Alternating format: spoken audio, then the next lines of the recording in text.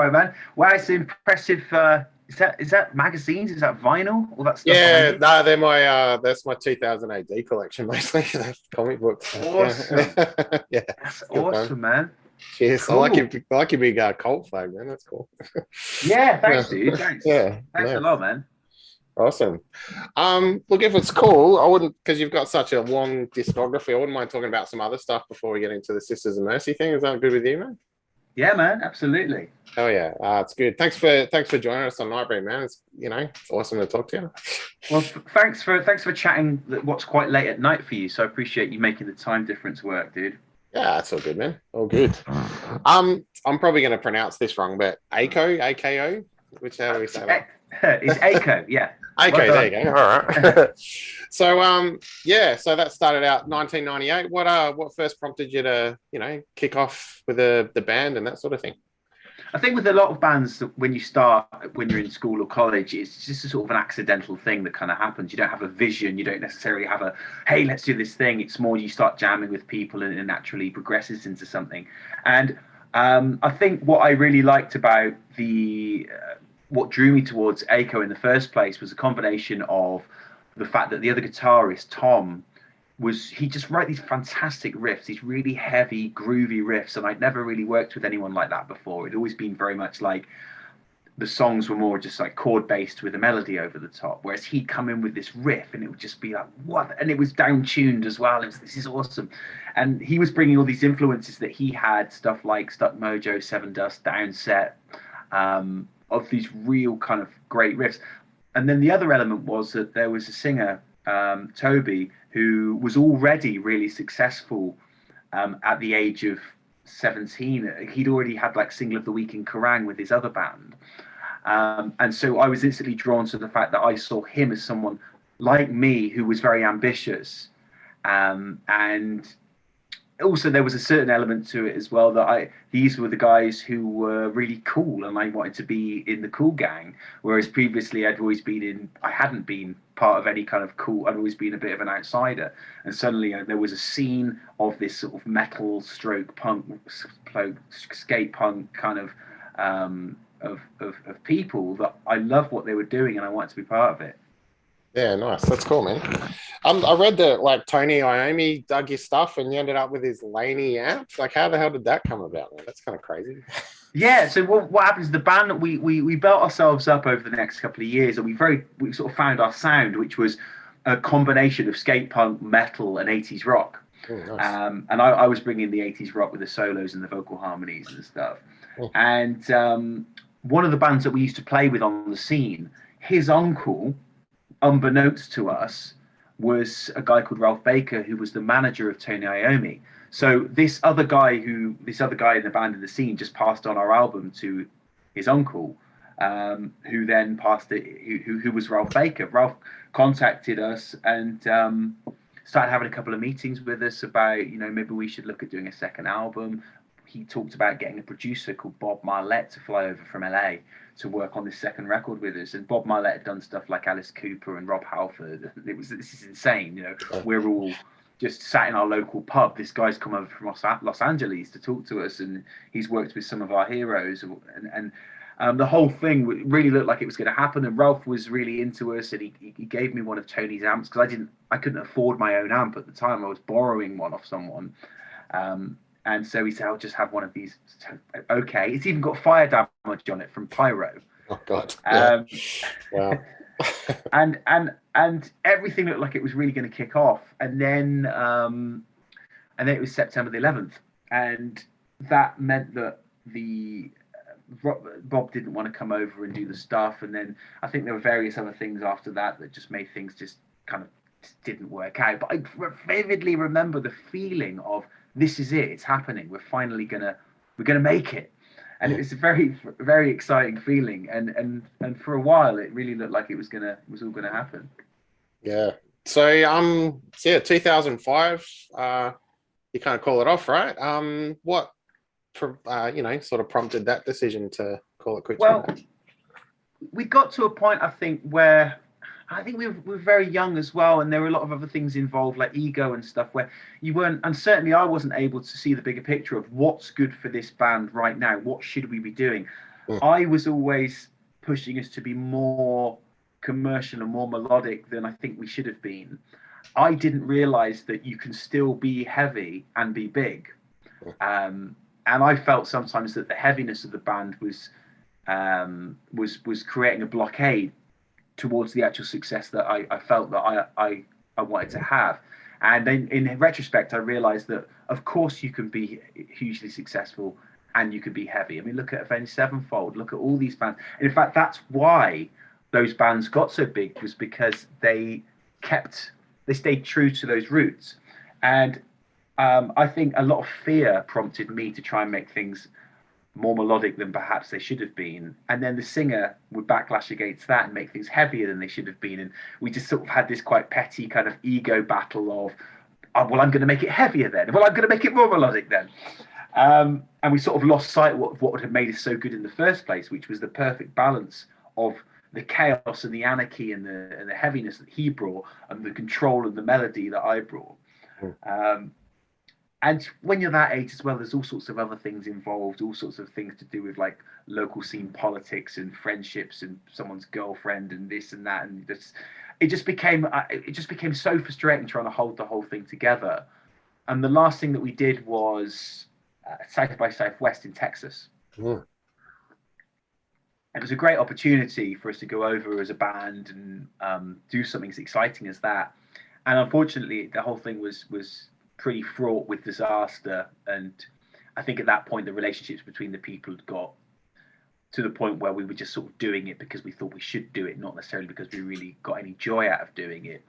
And then after that, I just decided that I wanted to move to London because I felt that there would be lots of other people who were moving to London from all parts of the world who had the same idea as me. They wanted to start a band, they had a vision, and they wanted to I wanted to meet like-minded people. I felt that with Bristol, we'd sort of reached a ceiling of what I could achieve there. Yeah, fair enough. So yeah, 2006, you end up with the Sisters of Mercy. I mean, how did that come about? That's pretty huge. Yeah, I mean, I just moved to London and I'd been trying to start my own band and made a few forays into the first incarnation of Night by Night with different people. And I just one day I got a phone call from a mysterious caller who wouldn't tell me who he was or what his band was, but he wanted me to come to audition for his band. And I was very skeptical because of like, well, who's some random bloke just phoning me up without telling me anything about who he is and what it is. But a few people I talked to at the time who were a bit more in the industry said, well, sometimes that can be the case. If a band is a bigger band, they don't want it out there that they're looking for a member, possibly because they haven't yet parted company with that member, possibly because they have dates coming up and they don't want people to think those dates are in jeopardy. And I think it turned out to be the latter, that they had all this touring booked because it was Sisters of Mercy. That was who had phoned me. But I didn't know. And I went to an audition still not knowing who I was auditioning for, walked into a room with a bunch of blokes and again, just didn't have any idea. I remember I was a fan of the band, but I hadn't followed them much in the last sort of five to 10 years. So I didn't really know who the current members were or anything. So I walked into this room and one guy starts playing guitar and says, can you play some solos over this? And I did. And then he says, can you play this riff? And I did. I can't read music, but I'm good at picking things up by ear. And just the style of it, the feel of it, made me start to think, is this the Sisters of Mercy? Retrospectively, they were showing me riffs that they hadn't yet recorded. Or perhaps never would record of works that they've been playing live, but there was a feel and a style to them that made it very sistersy. And I thought, well, maybe this possibly could be the Sisters of Mercy. Maybe what I'll do is I'll play a famous Sisters riff and see if anybody reacts. So I did that, and instantly one of the guys goes, that's one of our songs. And I was then just absolutely, I was so nervous. I vividly remember my hands were shaking. I was in the presence of a band that I'd grown up listening to. And I was actually quite grateful that they hadn't revealed it, because I think walking in with that kind of gravitas, I would have been very, very nervous from the offset. But in that instance, I'd just been able to go in, be like, yeah, whatever, who are these guys? And just be relaxed. And a couple of days later, they phoned me up and said, yeah, we want you to do it. and that was it. That was I'd just been working in a shop, and then a couple of months later, I was on a tour bus going to Las Vegas for the first show. So it was pretty life changing. Yeah, that's amazing. You mentioned, Night by Night. So 2008, that sort of, kicks off, and you got the NXN album and everything. So how did that come about? You were saying you were trying to hook up with people and make something work. What finally clicked for that one? Well, there was a whole incarnation of the band before the Sisters that just sort of didn't quite click. We did a few shows in Poland of all places, but it was quite an old mishmash of people. Some people that I'd known from before, some people that were new. But when I came back from the first bunch of Sisters stuff and got the band back together again, I sort of started from ground zero, and I met a guy called Johnny, who was really the key member for me of Night by Night, because we clicked on so many things. We were both into like hard rock, 80s rock, but we came from it from a different angle. I came from more of a sort of dark, like epic angle, and he came from it from more of a sort of, like, I was more of a Queensryche kind of cult angle, and he was more of an Aerosmith, Bon Jovi kind of angle. And we sort of found a way of taking both of those elements, plus the things that I still wanted to bring from my sort of hardcore emo roots, skate punk roots, and bring it into a new sound. And I'm really, really proud of that album. I think we went through a couple of members to get there. We actually did the whole album with a different singer. Then that didn't work out, and we re-recorded it with a new singer. I'm really proud of that album. I think it's a really good marriage of sort of modern and classic rock and metal. And we got some really great feedback from both high-profile magazines and also people in bands that we'd grown up listening to, like Rick Savage from Def Leppard gave us this wonderful quote that was something like, one of the best new bands out there today, and talked about the songwriting. This was insane. This is someone who we'd both grown up as a hero saying that our album was really good. People from Alice Cooper's band, Firehouse, Harem Scarum, some bands that we really, really looked up to, were publicly hailing and applauding our work. So that was more so than anything else, that was the verification that we needed, that we'd done something right. And we ended up, I think the highlight of that after we released the album was we went on tour with Europe, as in the band Europe. Yeah, wow. Around Sweden, which was amazing, because Europe are a band who very much reinvented themselves after that initial kind of hair metal stage to become quite a really credible, heavy, melodic band.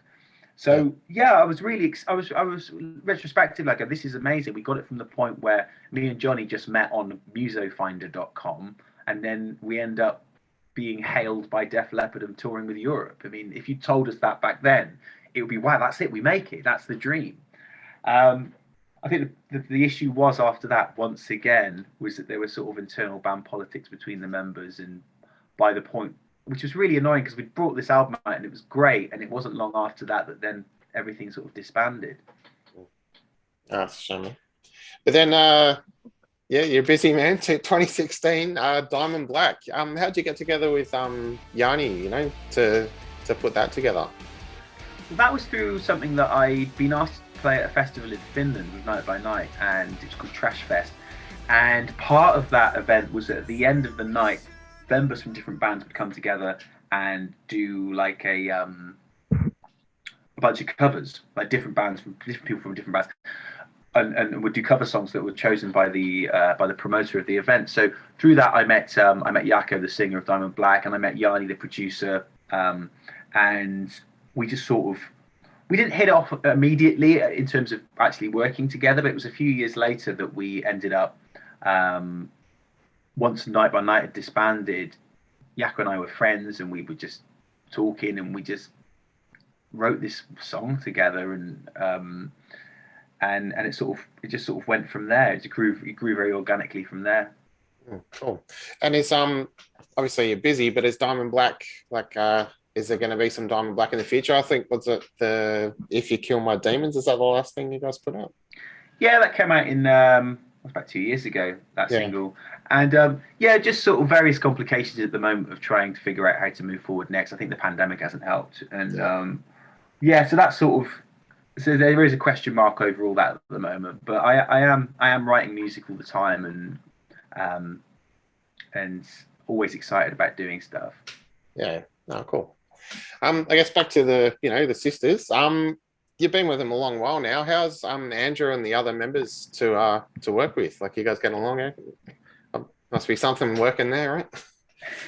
Yeah, I mean, it's worked particularly well since we got Dylan Smith in the band, who's an Aussie, who I've known for about 12 years. I met him on the London scene, and he's always sort of been a friend of mine and on my radar. We just got on really well. And since he's joined the band, I think our productivity has grown because he's a fan too. Like me, he was a fan of the sisters. So when we started writing music together with Andrew, Dylan and I would just think, well, what would we want to hear as fans of the band? What would we think was cool in 2022? And that, being able to bounce off each other like that, was been fantastic, particularly because we come from sort of different ends of the strata of the same thing. He's fantastic at writing acoustic songs, and he's like a multi-instrumentalist, whereas I'm more of I'll write like what I consider to be a good rock song, and then we'll be able to sort of add and subtract from each other's work. And then we're working with Andrew, and Andrew's got these amazing lyrics and vocal ideas and stuff. So it's been really prolific, and it's the first time, I think, in a long history of the band where most of the set list is written by the same people. Whereas when I joined the band, the set list we were playing was written by so many different band members of so many different times and so many different eras. And now we've got a set that's pretty much 50% these members of this band now. Yeah, wow, that's fantastic, man. So yeah, the upcoming Australian tour, we're going to hear some of these. Yeah, that's really good news.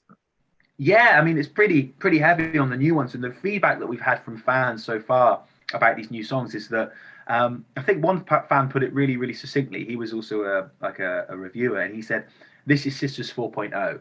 It's completely new, but it's still the Sisters." And that's really exciting as a fan of the band, to be told that I'm part of a new era of the band. Yeah, that's fantastic. 4's a good number to use. There's only 3 Sisters of Mercy's albums. Is there any chance that we'll get a 4th there, that we got all this new material? Well, the diplomatic statement that I probably have to wheel out in these circumstances is that there's no plans to make an album. There's no plans not to make an album. Okay. Yeah, sure. Yeah, no stress. No, that's cool. Well, look, Ben, thanks heaps for your time. I've got my ticket to the Perth show, so yeah, I'll try and hunt you down for a beer or something.